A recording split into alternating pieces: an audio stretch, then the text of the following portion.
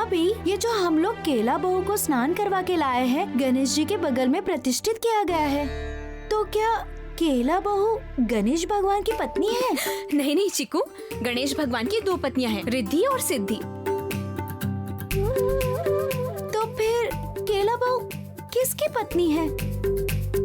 काली माँ किसी की पत्नी नहीं है, वो नवदुर्गा में से एक है, मतलब देवी माँ का एक और अंश। नवपत्रिका किसको कहते हैं? मुझे पता है, मैं बताऊंगी।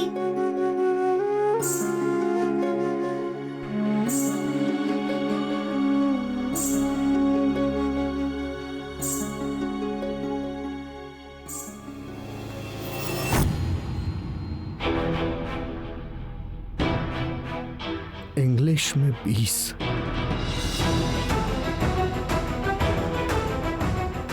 मैथ्स में 30। वाह, बहुत अच्छा।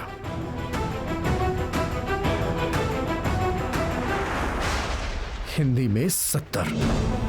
अभी कंप्यूटर।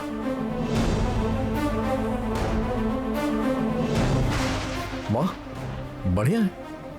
बिग 0। हाँ, पूरी कॉपी में सिर्फ और सिर्फ लाल कलर की कलम चली है।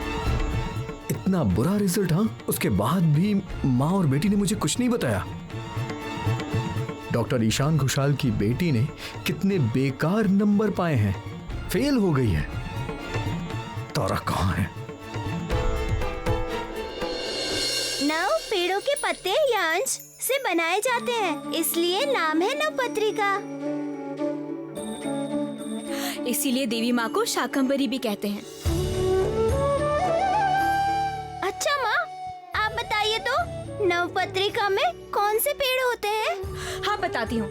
केले का पेड़, धान, रतालू, हल्दी, हल्दी की गांठ, अशोक के पत्ते, जयंती और अनार। क्यों बताओ, सही कहा ना मैंने? हाँ, इन सारे पेड़ों में अलग अलग देवियों का निवास है।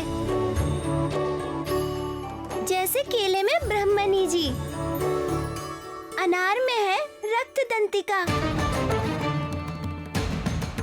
धान के पेड़ में निवास करती है देवी लक्ष्मी।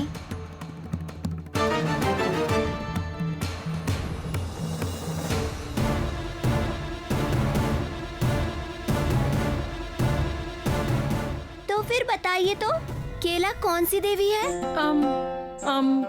ब्रह्मणी। Very good. रक्तदंतिका? लक्ष्मी। नहीं नहीं।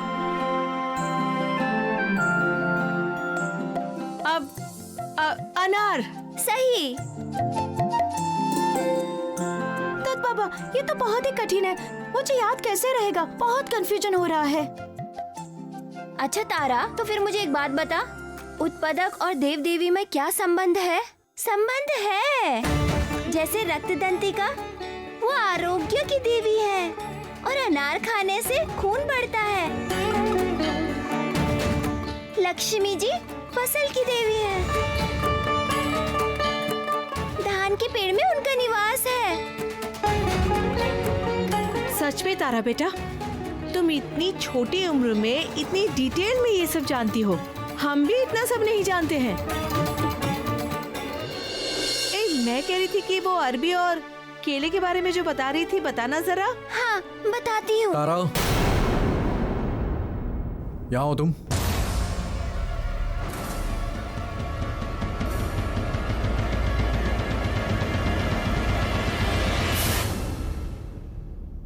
क्या हुआ है? केला और अबीर के बारे में और क्या कहना चाहती हो?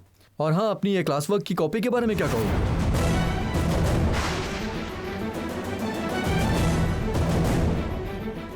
इसके बारे में कौन सी कहानियां सुनाओगी तुम मुझे? माँ, आप मुझे बचा लीजिए, पापा बहुत गुस्से में हैं। आगे से मैं मन लगाकर पढ़ाई करूंगी, मैं सच में कह रही हूँ। क्या हुआ क्या है, मुझे खोलकर बताओगे? मुझे कुछ समझ नहीं आ रहा है। बात यह है कि मेरी बेटी को एग्जाम में बहुत बढ़िया नंबर्स मिले हैं। इतने अच्छे नंबर्स मिले हैं कि स्कूल से गोनी भर के लाना पड़ेगा। कितने मिले हैं बताऊं? कंप्यूटर में 0, मैथ्स में 30, साइंस में 10 और इंग्लिश में 20।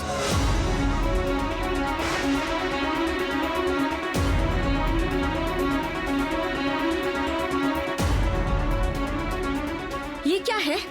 क्यों तुमने मुझे बताया क्यों नहीं? मतलब तुमको भी नहीं बताया? मतलब सारी बात इसने छुपा के रखी। और तुम्हारे पास तो इतना सारा काम है कि तुम बेटी पर ध्यान भी नहीं दे सकती हो अब। और हमारी बेटी भी इतनी समझदार है कि किसी को बिना कुछ बताए ये सब कुछ छुपा के रखी। वो तो अच्छा हुआ कि ये मेरे हाथ लग गया, नहीं तो हम लोग कभी जान भी नहीं पाते। ये देखो,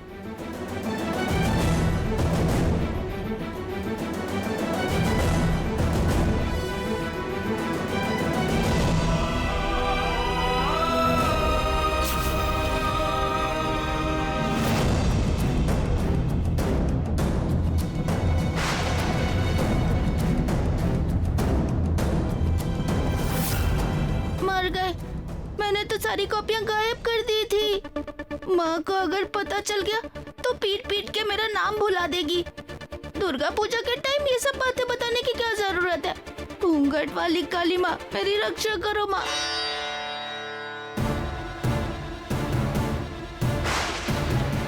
हमेशा खेलते कूदते रहेंगे तो ऐसे ही नंबर मिलेंगे ना।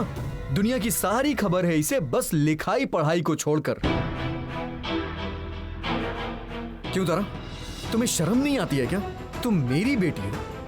तुम्हें पता है मुझे पूरी जिंदगी हर सब्जेक्ट्स में फुल मार्क्स मिले हैं। क्यों तारा, तुम्हें सिर्फ 30 नंबर मिले हैं। 30 नंबर अच्छे नहीं होते, समझी? हे, तुमने तो कहा था कि तुम अच्छे से पढ़ाई कर रही हो, फिर? ये नंबर ही तो सबूत है ना कि ये कितने अच्छी तरह से पढ़ती है। अरे भैया, मैं कह रही हूँ छोड़ दीजिए ना, आज पूजा पाठ का दिन है और डांटिए मत, जाने दीजिए। अरे ना बोलने की वजह से ही तो ये सब हो रहा है। बहुत ज्यादा प्यार मिल गया है ना इसे। आप लोगों को पता है इसने एग्जाम शीट पर लिखा क्या है? उसमें सवाल था कि दुनिया की सृष्टि कैसे हुई थी। उसका जवाब लिखा है, सृष्टि से पहले कुछ भी नहीं था, सिर्फ कुष्मांडा नाम की एक चीज थी।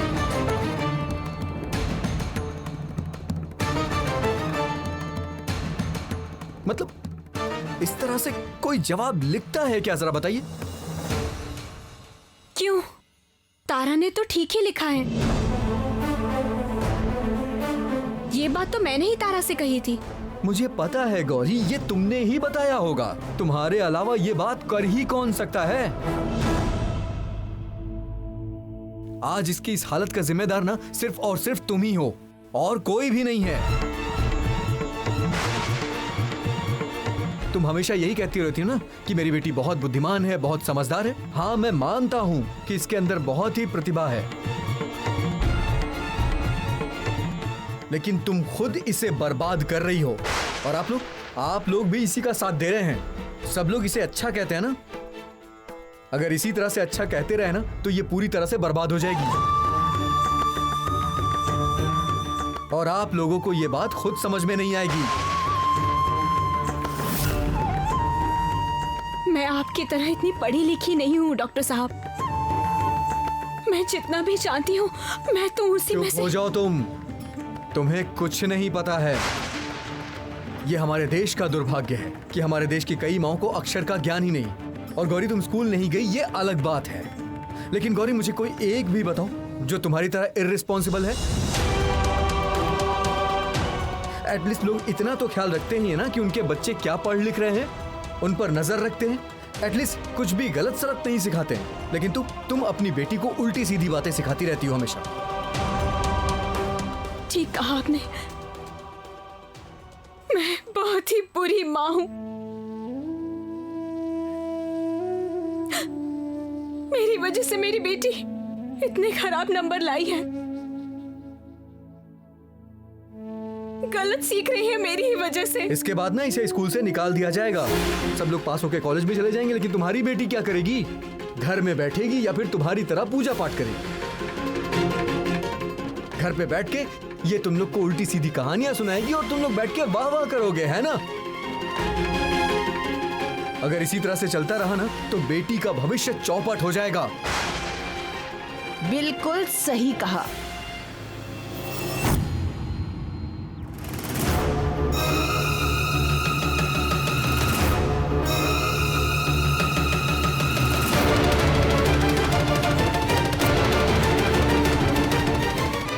अरे ये तो स्वाभाविक है, ईशान को तो गुस्सा आएगा ही।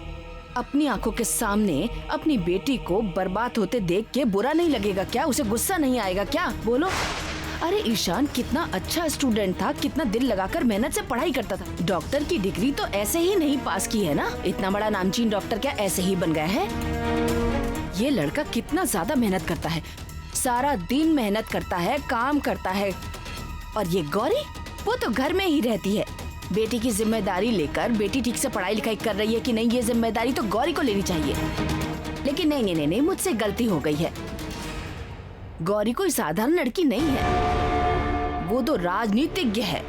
उसका रुतबा ही अलग है। उसके पास बेटी का ख्याल रखने का समय कहाँ है? अरे बाबा, बाहर घूमेगी, जन साधारण की सेवा करेगी, तभी तो सब लोग इसकी पिक्चर निकालेंगे, तभी तो अखबार में इसके बारे में कुछ लिखा जाएगा।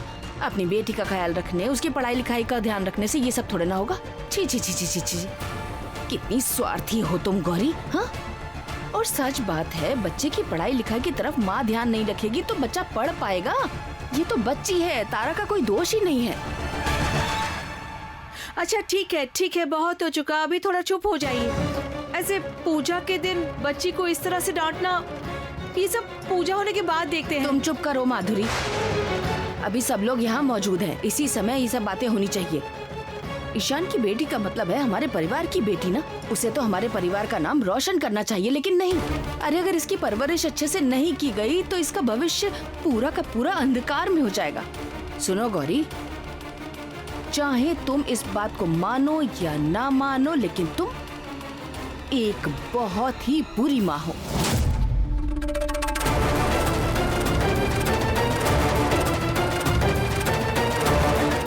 माँ होने की काबिलियत तुम में नहीं है। वाह, बहुत अच्छे। गौरी अच्छी माँ है या बुरी माँ, योग्य माँ है या बेकार माँ, इन सब चीजों के बारे में बात करने का अधिकार आपको है क्या शैलमा?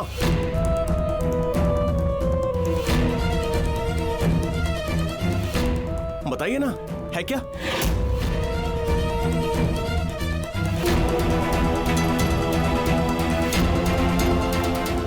मैनाक अचानक ऐसी बातें क्यों कर रहा है? क्यों शैलो माँ को किसी और माँ को अच्छी या बुरी कहने का कोई हक नहीं है? इसका मतलब क्या मैं इतने दिनों तक जो जो सोच रही थी वो सब सच है?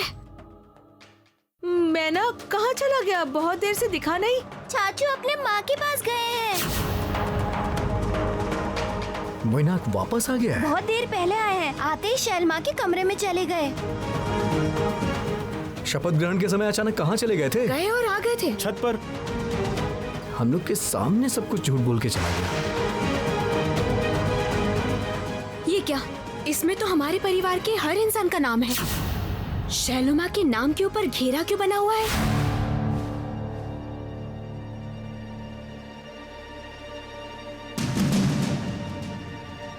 छी चाचू, माँ के साथ इस तरह से बात करते हैं?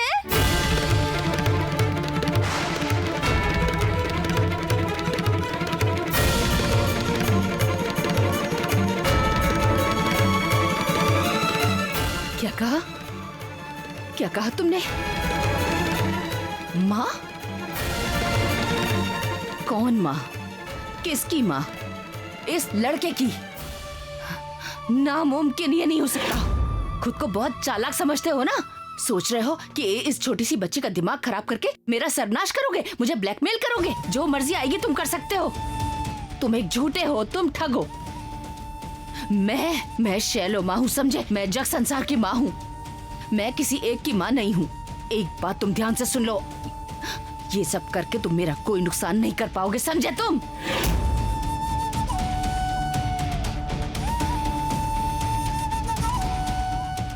तारा, चलो ऊपर चलो।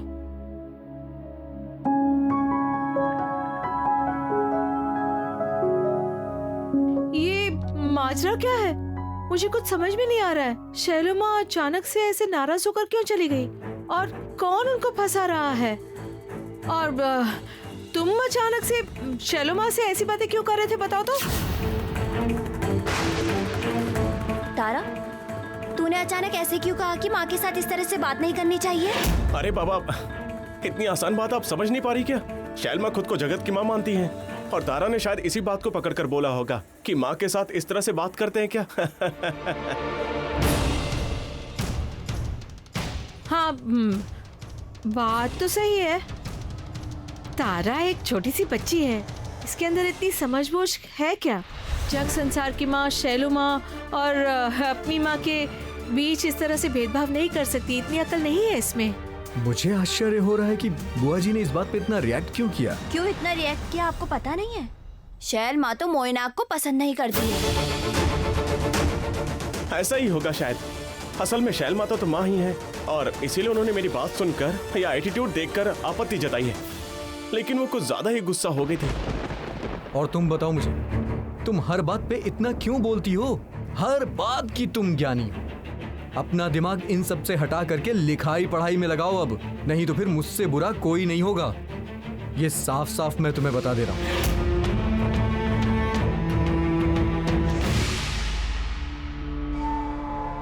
आपने सिर्फ मुझे हाथ लगाने की बात कही है और देखा कि कितने लोग यहाँ पर आ गए। अगर मेरे ऊपर एक खरोच तक आई तो ये लोग आपको काट कर फेंक देंगे। गौरी अच्छी माँ है या बुरी माँ, योग्य माँ है या बेकार माँ, इन सब चीजों के बारे में बात करने का अधिकार आपको है क्या शैलमा? खत्म कर दूंगी, उन दोनों को मैं खत्म कर दूंगी। मैं पहले सोचती थी कि मेरी एक ही दुश्मन है, लेकिन अभी मेरे दो दुश्मन हैं, एक गौरी और दूसरा मोइनाक। बहुत ज्यादा उड़ने लगे हैं दोनों, छोड़ूंगी नहीं, दोनों को मैं खत्म कर दूंगी, खत्म कर दूंगी। शैलू तुम हो? हाँ शैलू, हाँ हाँ पापा, रुकिए रुकिए, रुको रुको, एक मिनट रुकिए।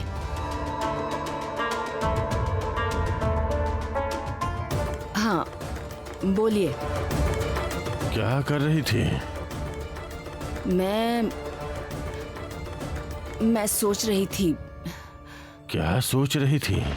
कैसे उस गौरी और मोइनाक को खत्म किया जाए। उन दोनों बदमाशों ने मेरा जीना हराम कर रखा है पापा। लेकिन मुझे समझ में नहीं आता कि पहले किसे मारूं, गौरी को या मोइनाक को।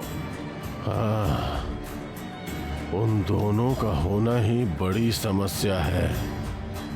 दोनों के बीच बहुत अच्छा तालमेल है। और तो और ईशान को भी दोनों ने अपने वश में कर लिया है। देखिए पापा, जिस दिन से गौरी ने इस घर में अपना कदम रखा है, उस दिन से मुझे मालूम है कि वो मेरी दुश्मन है। पहले दिन से मैं उसे बर्दाश्त नहीं कर पा रही थी,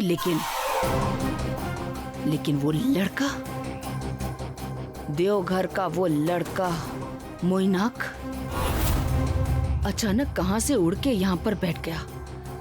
मुझे तो यही समझ में नहीं आ रहा है कि वो मुझसे इतने सवाल क्यों कर रहा है। मेरे अतीत के बारे में वो इतना क्यों पूछता रहता है, मेरे बारे में इतना कुछ कैसे पता करना चाहता है, क्यों चाहता है, वो ये सब क्यों जानना चाहता है, मुझसे क्यों सवाल करता है, मुझे तो कुछ समझ में नहीं आता पापा। तुम कहना चाहती हो कि वो ब्लैकमेल कर रहा है? बिल्कुल ब्लैकमेल पापा। देखिए, वो जो कुछ भी कर रहा है, मुझे इतना तो पक्का पता है कि वो मेरे विरुद्ध कोई षड्यंत्र नहीं रच रहा है। उसके द्वारा कोई ये करवा रहा है। नहीं तो आप ही सोचिए पापा, मेरे अतीत के बारे में उसको सब कुछ कैसे पता चल गया है, बताइए ना। उस लड़के को ज्यादा आगे बढ़ने मत दो शैलू, जहरीला पेड़ है। उस जहरीले पेड़ को जितनी जल्दी हो सके उखाड़ के फेंकना होगा। ये सब एक षड्यंत्र है। पहले इस बात का पता लगाना पड़ेगा कि कौन है इस षड्यंत्र के पीछे। मुझे लगता है कि योजना के तहत मैनाक से ये काम करवाया जा रहा है। मुझे पता है कौन करवा रहा है। गौरी पापा। हाँ हाँ, गौरी के अलावा और कोई नहीं है। आपको दिखाई नहीं दे रहा है? गौरी को बढ़ावा देने की वजह से उसको कितना कुछ करने का मौका मिला है। अगर गौरी उसे बढ़ावा नहीं देती तो क्या मोइनाक हमारे घर में घुस के रह पाता? नहीं, वो दोनों बहुत ज्यादा उड़ रहे हैं। उन दोनों को तो मैं खत्म करके ही रहूंगी, तब शांति मिलेगी। अगर तुम्हें मौका मिले तो उसका ठीक से इस्तेमाल कर लेना, लेकिन सावधान शैलू, तुम कभी कभी सब कुछ गड़बड़ कर देती हो। लेकिन मैं तुमसे कह रहा हूं, मेरी आंखें सही हो जाने से मैं सारी खबर निकालूंगा।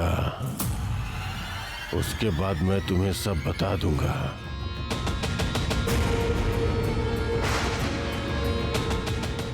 फिलहाल मेरी आंखों की दृष्टि वापस आनी चाहिए। समझ में नहीं आ रहा कि कैसे क्या करूं।